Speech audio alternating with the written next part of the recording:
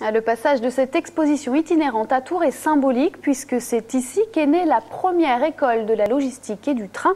C'était en 1945 dans le quartier Beaumont. Elle forme aujourd'hui des officiers, des sous-officiers et des militaires de rang, soit 120 000 hommes en 60 ans. Objectif, former des logisticiens prêts à assurer le ravitaillement des troupes ou encore la livraison aérienne. Gaël Poulain. Acheminement, maintenance, administration, soutien sanitaire et pétrolier ou encore soutien au stationnement des forces sur le terrain, l'école de la logistique et du train de Tours est la seule en France à proposer toutes ces formations.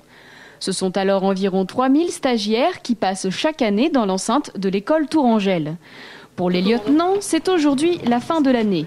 Après 11 mois de formation, ils sont fin prêts à assurer leur mission sur le terrain dès la rentrée prochaine.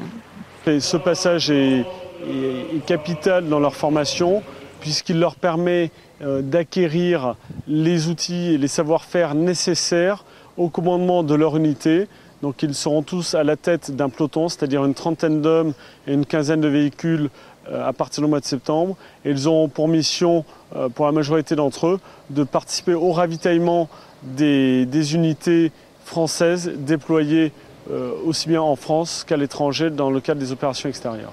Toute l'année, ces lieutenants ont donc suivi des cours théoriques, participé à des simulations et réalisé des exercices sur le terrain.